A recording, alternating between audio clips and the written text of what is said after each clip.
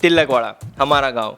हमारे बचपन के 12 साल यहाँ पे बीते। हमारे इस गांव में से होकर ही बहती है हमारी नर्मदा जी। वो बचपन के 12 साल हमने नर्मदा जी का ही पानी पिया है, उनके पानी में नहाए हैं और उनके पानी से ही खेले हैं। लेकिन हमें ये नहीं पता था कि हमारी जो नर्मदा मैया है उनकी इतनी महिमा है, इतना महत्व है। क्या करें, छोटे भी तो थे, इतनी समझ नहीं थी, जानकारी नहीं थी। उन 12 सालों के बाद हम शिफ्ट हो गए संस्कारी नगरी वडोदरा।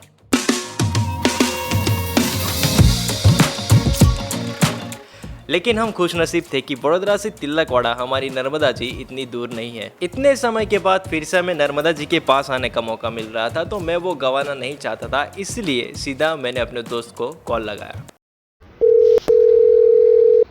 हेलो। हाँ भाई, मैं ये कह रहा था कि चलना वहाँ पे चलते हैं। हाँ, तुझे थोड़ी देर में कॉल करके बताता हूँ। अच्छा ठीक है, जल्दी कॉल करा, मैं राह देख रहा हूँ। ओके।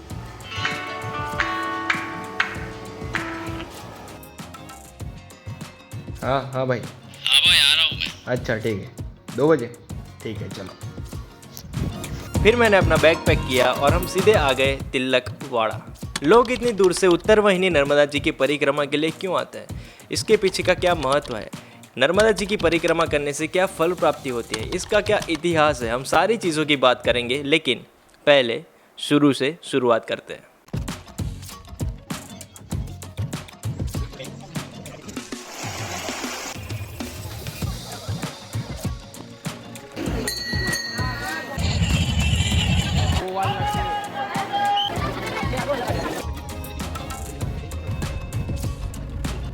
अभी बज रहे रात के 2 और हम लोग निकल चुके हैं। 1 आध घंटा लगेगा वहाँ पहुँचने के लिए।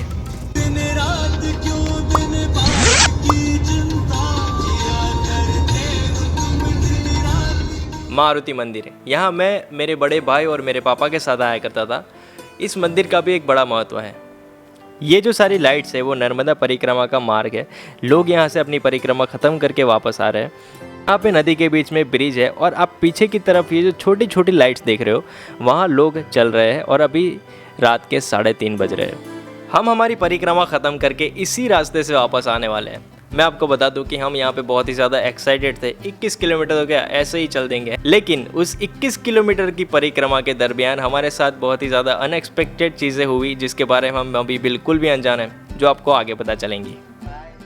यहाँ पे मैं अपने दोस्तों के साथ मारुति मंदिर के महत्व के बारे में बात कर रहा था। कहते हैं कि हमारे शिवाजी के गुरु समर्थ स्वामी रामदास जी, जिन्होंने महाराष्ट्र की ओर 11 मारुति मंदिर की स्थापना की थी, वो जब यहाँ थे उन्होंने इस मारुति मंदिर की स्थापना की थी। हमने सुबह के 3:30 बजे हमारी परिक्रमा की शुरुआत की। तिलकवाड़ा मारुति मंदिर से थोड़ा आगे चलने के बाद हम पहुँचे मणिनागेश्वर मंदिर। वहाँ पे हमने हमारी पहली चाय पी और हमारी एक्चुअल परिक्रमा की शुरुआत इसी मंदिर से होती है। कहते हैं कि मणिनाग जी ने यहाँ पे तपस्या की थी, इसीलिए इस मंदिर का नाम मणिनागेश्वर है। हम इस मणिनागेश्वर मंदिर से निकलने ही वाले थे कि हम देखते हैं अभी सुबह के 4 बज रहे हैं। आई डोंट नो कि लोगों में इतनी ज़्यादा एनर्जी कहाँ से आती है। वो कहते हैं ना कि गुजराती लोगों को 2 चीज़ों से आप बिल्कुल भी जुदा नहीं कर सकते। पहला है धंधा, बिजनेस, एंड सेकंड गरबा।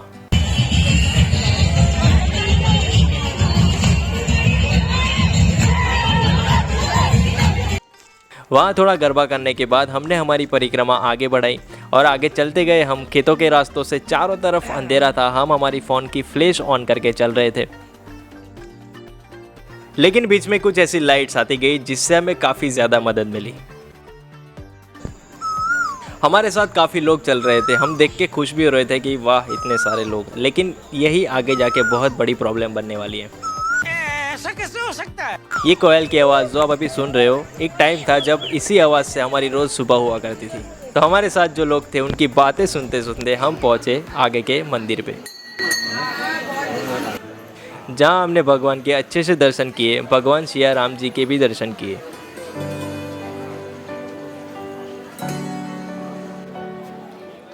वहाँ अच्छे से दर्शन करने के बाद हमने हमारी परिक्रमा आगे बढ़ाई। लेकिन आगे जाते ही हमें दिखता है ये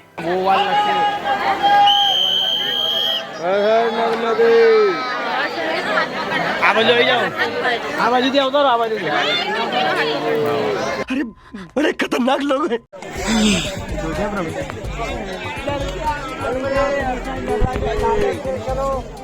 बाजू लाकड़ू पकड़ एडवेंचर ओ भाई जो जला जाता अला तो बड़ी इंजर છે લા પબ્લિક તો બેઠા બેઠા જાય લા બે બેન જવાશે જતો બસ આ બરાબર સીધું એ વેલ પકડીને જ ચાલજે છોડતો ના બસ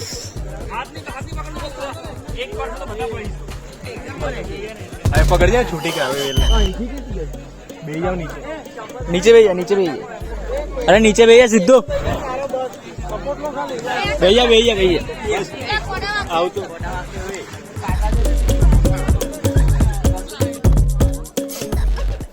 तो ये लोग जहाँ से नीचे आ रहे हैं वो एक्चुअल रास्ता है नीचे आने का, लेकिन हम अगर वहाँ पे खड़े रहते तो हमारा आधा पौना घंटा चला जाता, इसलिए हम साइड से आए जहाँ से ये लोग आ रहे हैं।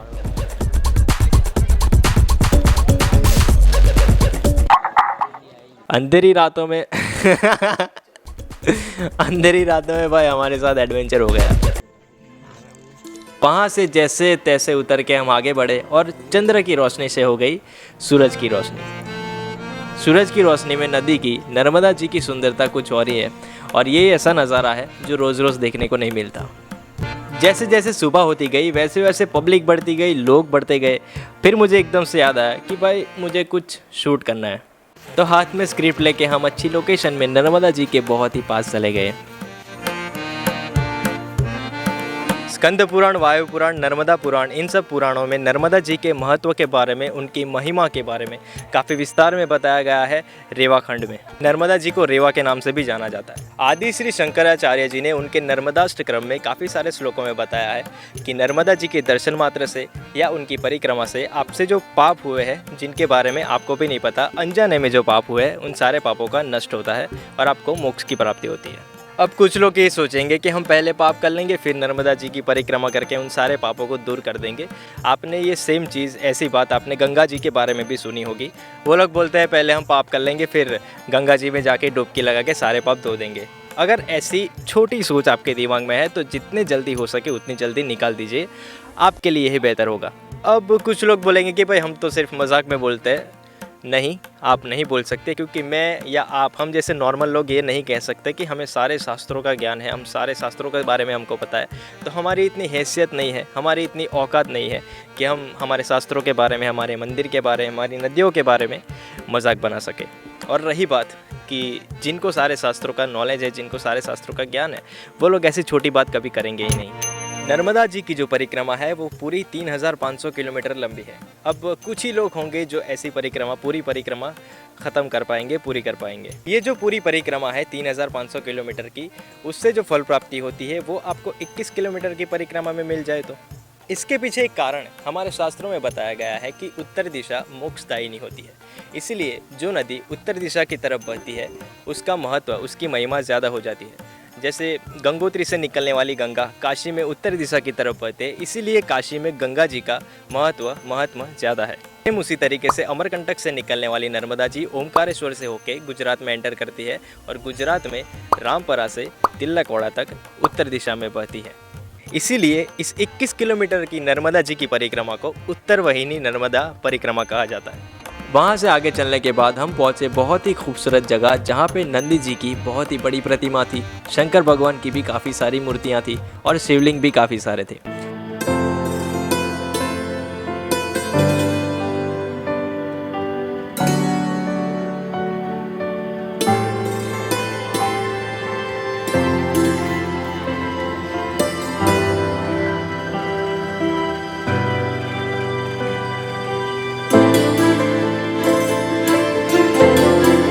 पूरे भारत में नर्मदा जी ही एक ऐसी नदी है जिनकी परिक्रमा की जाती है। चैत्र महीने में उत्तर वाहिनी नर्मदा जी की परिक्रमा की जाती है। कहा जाता है कि उत्तर वाहिनी नर्मदा जी की आप परिक्रमा 3 बार करो तो वो पूरी नर्मदा जी की परिक्रमा की बराबर है। सावरिया जी महाराज, जिन्होंने ये परिक्रमा फिर से शुरू करवाई। फिर से बहुत वर्षों पहले मार्कंड ऋषि नर्मदा जी की परिक्रमा किया करते थे, लेकिन कुछ पिछले 151 या 152 वर्ष ये परिक्रमा स्थगित थी, बंद थी। उनको फिर से शुरू करवाया सावरिया जी महाराज ने, इसीलिए उनको नर्मदा पुत्र के नाम से भी जाना जाता है। हमारे पुराणों में बताया गया है कि मार्कंड ऋषि जी ने ही युधिष्ठिर सहित पांडवों और कुछ देवताओं को उत्तर दिशा में प्रवाहित हुई नर्मदा जी के स्थानों के बारे में बताया था। हम लोग अभी वापस जा रहे हैं। क्यों? तो क्या हुई? वहाँ थोड़ी देर बैठने के बाद, थोड़ी थकान उतारने के बाद हम लोग आगे बढ़े और हमारी आंखों के सामने जो हमें दिखा, पहले तो हमें बिलीव ही नहीं हुआ।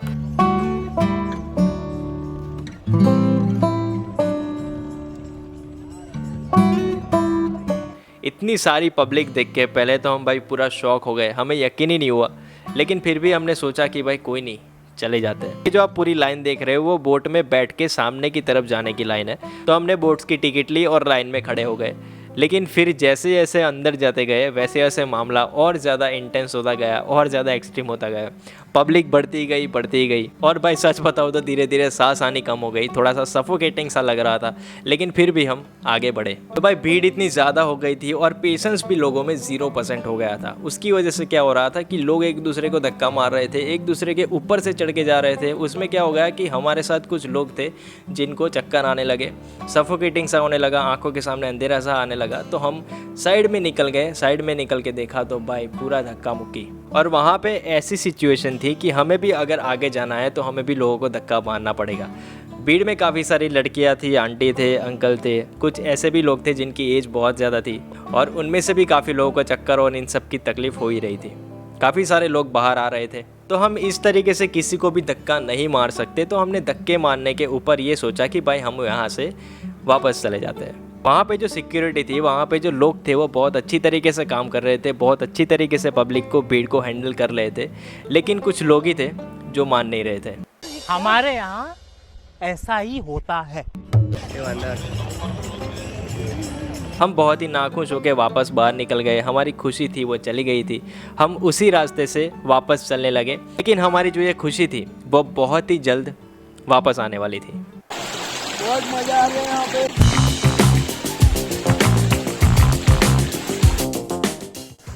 शहरों में पता है क्या मिस करते हो? ये सब चीज़, क्योंकि वहाँ ऐसा कुछ होता ही नहीं। बट अभी हम लिटरली नदी के बीच में चल रहे हैं। देखो यहाँ थोड़ा थोड़ा ही पानी है। जब बारिश की सीज़न होती है तो ये जो सारा पूरा पैच देख रहे हो, वहाँ पे जो आप ऊपरी हिस्सा देख रहे हो, यहाँ सब जगह पानी भरा होता है। जहाँ हम चल रहे हैं वहाँ पर भी।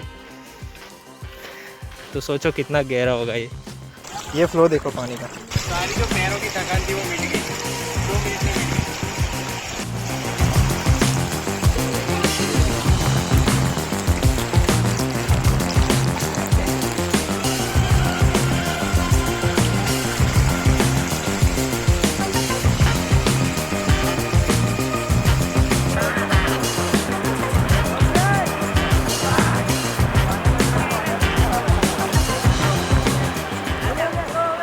नर्मदा जी के पानी में 2 घंटे नहाने के बाद, डुबकी लगाने के बाद हम सामने के अभी रामेश्वर घाट पे पहुंचे, जहां पे काफी खूबसूरत और काफी बड़ा भगवान सियाराम का मंदिर था। वहां पे हमने भगवान सियाराम जी के दर्शन किए।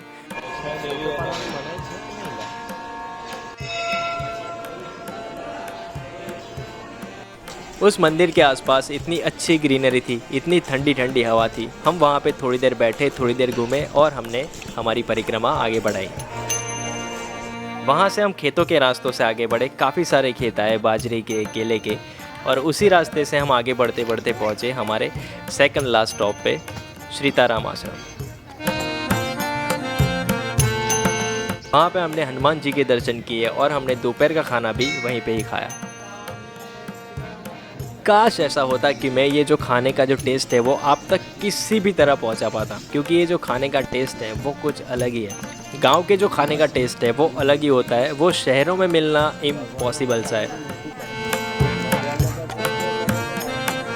हम बहुत ही ज़्यादा खुश थे कि चलो फाइनली हमें नर्मदा जी के पानी में इतने अच्छे से नहाने तो मिला, हमें भगवान जी के अच्छे से दर्शन तो हुए। लेकिन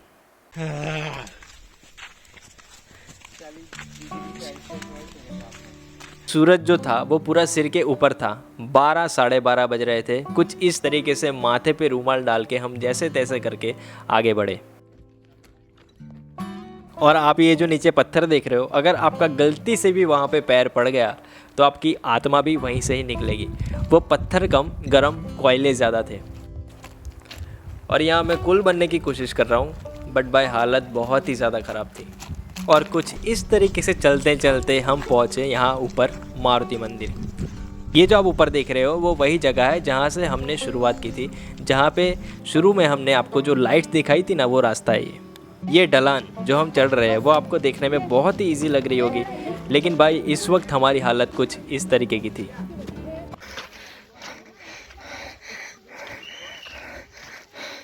बस हवा निकल गई। लेकिन जैसे तैसे करके हमने हमारे कदम बिल्कुल भी नहीं रुकाए और हम पहुंचे हमारे लास्ट स्टॉप मारुति मंदिर।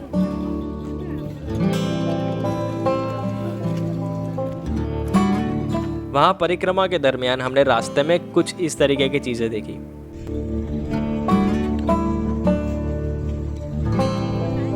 आप देख सकते हो कि सारी प्लास्टिक की बोतल है, प्लास्टिक के बैग है। कभी ना कभी ये जो कचरा है, प्लास्टिक का कचरा, वो नदी में ही जाएगा, हमारी नर्मदा जी में ही जाएगा। तो मैं आपको एक रिक्वेस्ट करना चाहूँगा, कभी आप इस तरीके की जगह पे जाते हो, कहीं पे भी जाते हो, तो आपके साथ जो बैग होता है कचरा उसमें डाल दो। जब आपको डस्टबिन दिखे तो डस्टबिन में डाल दीजिएगा। सिंपल सी चीज़ है। तो कुछ इस तरीके से हमने हमारी परिक्रमा ख़त्म की। पूरी परिक्रमा ख़त्म तो नहीं बोल सकते क्योंकि हम नाव में बैठ के सामने की तरफ तो नहीं गए, लेकिन फिर भी हमने कुछ इस तरीके से हमारी परिक्रमा की। परिक्रमा ख़त्म करने के बाद हम हमारे घर वापस आए। उससे पहले हम गए हमारे पुराने घर जहाँ हम रहा करते थे। वहाँ तो अभी घर भी नहीं है, कुछ इस तरीके से है। एक टाइम था इस जगह पे हमारा घर हुआ करता था। अभी थिंक रेंट पे था ये जगह पे, अभी तो पूरा टूट चुका है।